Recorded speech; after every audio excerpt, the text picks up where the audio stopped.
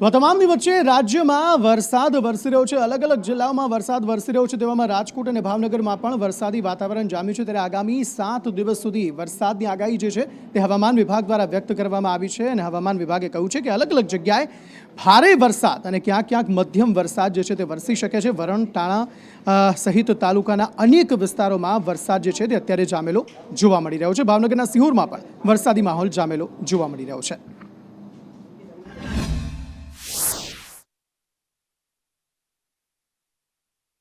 हम बहुत ख़ास उम्मीद मतलब इतना एश्योरेंस के साथ हम गुजरात के एडवांस के बारे में नहीं कह सकते, इसीलिए हम कोई स्टेटमेंट नहीं दे रहे हैं। जब भी हमें लगेगा कि गुजरात में एडवांस होगा और ये सिर्फ थोड़ा सा थंडरस्टॉर्म हुआ उससे एडवांस हो जाए उसका कोई मतलब नहीं है।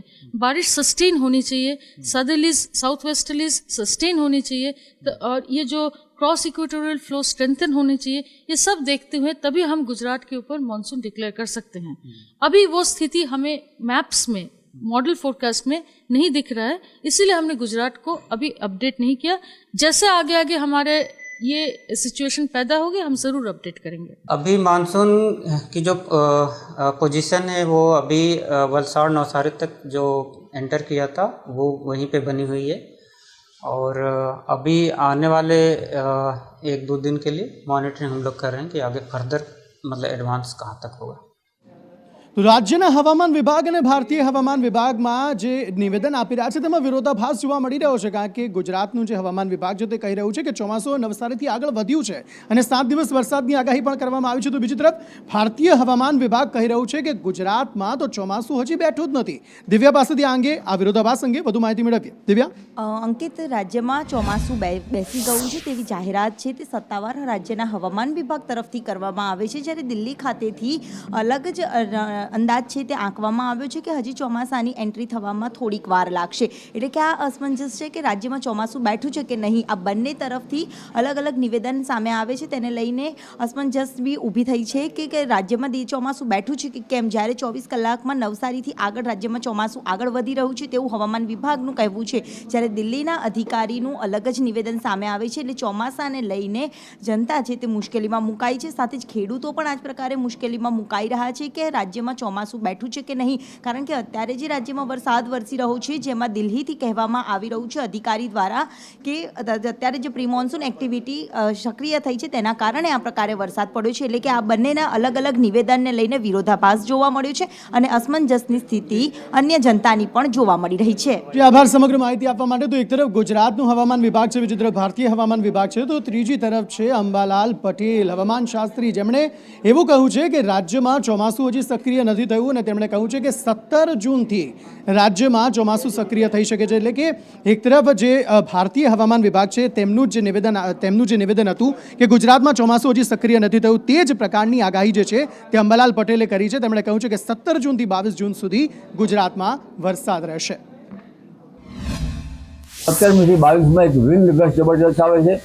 પવન જે છે પવનની તેજ ગતિ આવશે, આંધી વંટોળનું પ્રમાણ વધશે અને આ પવનની તેજ ગતિના સપાટા સૌરાષ્ટ્રના દક્ષિણ ભાગમાં, ભાવનગરના ભાગમાં, બાબરા, બોટાદ, બરવાડા, આ ઉપરાંત દક્ષિણના ઘણા ભાગો અને ખંભાતના ભાગો, ગોધરાના ભાગો, તારાપુરના ભાગો, ખેડા જિલ્લાના કેટલાક ભાગમાં વિન્ડ ગસ્ટ જબરદસ્ત છે। મિથુન રાશિમાં સૂર્ય લગભગ આજે રાત્રે આવશે એટલે પવનની તેજ ગતિ રહેશે અને કોઈ ભાગમાં ગાજવીજ સાથે વરસાદ થવાની શક્યતા રહેશે। પરંતુ 17 થી 22 તારીખનું આ જે છે એ પવનનો સપાટો જબરદસ્ત છે અને તારીખ 21 થી 25માં ગુજરાતમાં આગળના નક્ષત્રમાં કેટલાક ભાગમાં વરસાદ થવાની શક્યતા રહેશે। તો આ તરફ ઉર્જા વિભાગમાં નોકરી અપાવવાને લઈને જે કૌભાંડ આચરવામાં આવ્યું હતું તેમાં નિષ્પક્ષ તપાસ હજુ સુધી નથી થઈ તેવી યુવરાજસિંહ જાડેજાએ આરોપ લગાવ્યો છે અને આક્ષેપ કર્યા છે કે આ મામલામાં નિષ્પક્ષ તપાસ થવી જોઈએ। આ સમગ્ર મામલે વધુ માહિતી મેળવીએ કશ્યપ જોશી પાસેથી। કશ્યપ, ઉર્જા વિભાગમાં મિલીભગતના કારણે અનેક લોકોને નોકરી આપવામાં આવી હોવાની માહિતી છે।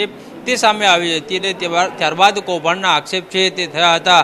યુવરાજસિંહ જાડેજા દ્વારા ફરી એક વખત આ મામલે પત્રકાર પરિષદ કરવામાં આવી છે અને તેમના દ્વારા ગંભીર આક્ષેપો લગાવવામાં આવ્યા છે કે આ મામલે નિષ્પક્ષ તપાસ જે છે તે નથી થઈ રહી. મુખ્યમંત્રીને મુલાકાત કરી એસઆઈટી અને સીબીઆઈ દ્વારા તપાસની માંગ છે તે કરવામાં આવી હતી. યોગ્ય રીતે તપાસ જો કરવામાં આવે તો 300થી વધારે લોકો જે છે તે આ કૌભાંડમાં ફસાઈ શકે છે. મહીસાગર અને અરવલ્લી વિસ્તારના જે મુખ્ય આરોપીઓ છે તેની સામે હજી સુધી કોઈ કાર્યવાહી છે તે થઈ નથી. અત્યાર સુધી માત્ર 30 જેટલા જુનિયર આસિસ્ટન્ટ છે તેની સામે જ કાર્યવાહી કરવામાં આવી છે અને 57 જેટલા વિદ્યાર્થીઓ છે તેની સામે કાર્યવાહી કરવામાં આવી છે. પરંતુ જો યોગ્ય રીતે અને નિષ્પક્ષ તપાસ કરવામાં આવે તો 300થી વધારે લોકો આ કૌભાંડમાં ફસાઈ શકે છે તેવા આરોપ છે તે તેમના દ્વારા લગાડવામાં આવ્યા હતા અને માંગ કરવામાં આવી હતી કે આ મામલે નિષ્પક્ષ તપાસ કરવામાં આવે. જી કશ્યપ, આભાર સમગ્ર માહિતી આપવા માટે. આ તરફ સમગ્ર દેશમાં નીટનો મામલો જે છે તે અત્યારે ચગેલો જોવા મળી રહ્યો છે અને કેટલાક વિદ્યાર્થીઓને જે ગ્રેસિંગ માર્ક્સ આપવામાં આવ્યા તે મામલો સુપ્રીમ કોર્ટ સુધી પહોંચ્યો અને સુપ્રીમ કોર્ટ બાદ સુપ્રીમ કોર્ટે કહ્યું છે કે તમામ જે વિદ્યાર્થીઓ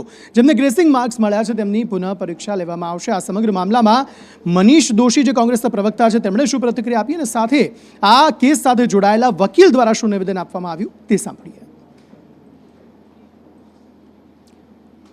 અને આ સમગ્ર મામલે એ પ્રતિક્રિયા મેળવીએ તે પહેલા પ્રતિક અમારા સંવાદદાતા જોડાઈ ગયા છે આ અંગે વધુ વાતચીત કરવા માટે. પ્રતિક, આ સમગ્ર મામલે શું વધુ વિગતો?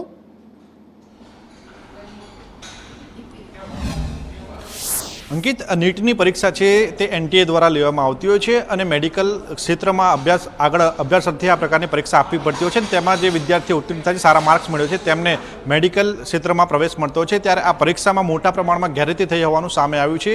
સુમિત શર્મા કે જેમણે સુપ્રીમ કોર્ટમાં યાચિકા દાખલ કરી હતી તેમના દ્વારા કહેવામાં આવ્યું છે કે ઓડિશા, ઝારખંડ અને કર્ણાટકથી જે વિદ્યાર્થીઓને પરીક્ષા માટે બોલાવવામાં આવ્યા હતા ગોધરા, તેમની પાસેથી 10-10 લાખ રૂપિયા લેવામાં આવ્યા હતા અને આ જે વિદ્યાર્થીઓ ગોધરાના સેન્ટર પર પહોંચ્યા હતા તેમના પાસેથી જે 10 લાખ રૂપિયા લઈને તેમને પાસ કરવાનું મોટું એક ષડયંત્ર કૌભાંડ કરવામાં આવ્યું છે અને આ કૌભાંડ ન માત્ર ગોધરા પરંતુ સમગ્ર દેશભરમાં ફેલાયું હોઈ શકે છે. તેને લઈને જ તેમના દ્વારા સીબીઆઈ તપાસની માંગ કરવામાં આવી છે. જોકે હજુ સુધી સમગ્ર મામલે સીબીઆઈ તપાસ સોંપવામાં નથી આવી.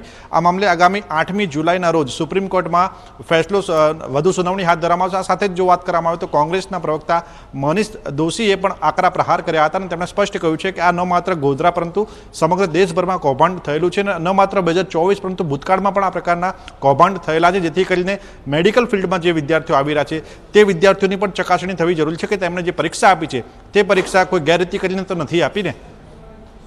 જી પ્રતિક, આભાર સમગ્ર માહિતી આપવા માટે. તો આ તમામની વચ્ચે હર્ષ સંઘવી જે છે તે અત્યારે ટ્રાફિક કંટ્રોલ ઓફિસ ખાતે પહોંચેલા જોવા મળી રહ્યા છે, જ્યાં તમામ બાબતે સમીક્ષા તેઓ કરી રહ્યા છે કે કઈ રીતે કાર્યવાહી જે છે તે કરવામાં આવી રહી છે. હર્ષ સંઘવી અલગ અલગ બાબતોની સમીક્ષા કરવા માટે પહોંચેલા જોવા મળી રહ્યા છે. ટ્રાફિક કંટ્રોલ રૂમની મુલાકાતે તેઓ પહોંચ્યા અને ટ્રાફિક કેવી રીતે નિયંત્રણ થાય છે તેનું તેમણે નિરીક્ષણ કર્યું. બિલકુલ વાત કરીએ તો સંદેશ ન્યૂઝે જે અહેવાલ પ્રસારિત કર્યો હતો જેમાં લોકોને ટ્રાફિકની સમસ્યા નડી રહી હતી અને જ્યારે લોકોને પૂછવામાં આવ્યું હતું જે ડિડક્શન છે તે જે કહેવાય ખૂબ જ ઓછું હોય અને વારો આવતો હોય ત્યારે સંદેશ ન્યૂઝે આ અહેવાલ પ્રસાર કર્યો હતો. સુરતમાં ટ્રાફિકની સમસ્યાની વાત કરીએ તો ઠેર ઠેર ટ્રાફિકની સમસ્યા છે.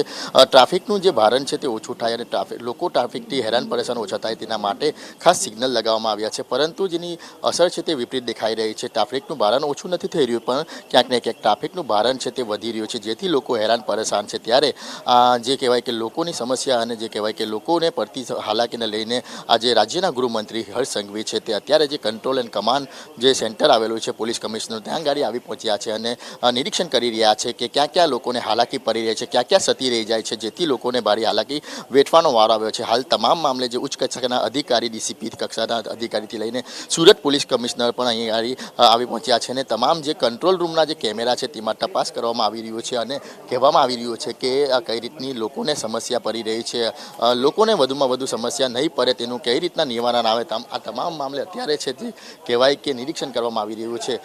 Welcome back. સમાચારો તરફ આગળ વાત કરીએ તો તથ્ય પટેલને વધુ એક ઝટકો હાઈકોર્ટ તરફથી મળ્યો છે. જામીન અરજી નામંજૂર કરવામાં આવી છે. હંગામી જામીન અરજી માંગવામાં આવી હતી તથ્ય પટેલ દ્વારા, પરંતુ એ જામીન અરજી નામંજૂર કરવામાં આવી છે. તથ્ય પટેલે હાઈકોર્ટે રાહત આપવાનો ઇનકાર કરી દીધો.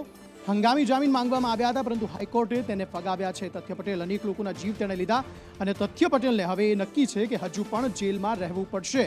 કારણ આપવામાં આવ્યું હતું બીમારીનું અને નાદુરસ્ત તબિયતનું, પરંતુ એ સમાજમાં દાખલો બેસે માટે જામીન ન આપી શકાય તેવું કોર્ટનું અવલોકન છે અને હાલના સમયે તે રાહત તથ્ય પટેલને નહીં મળે.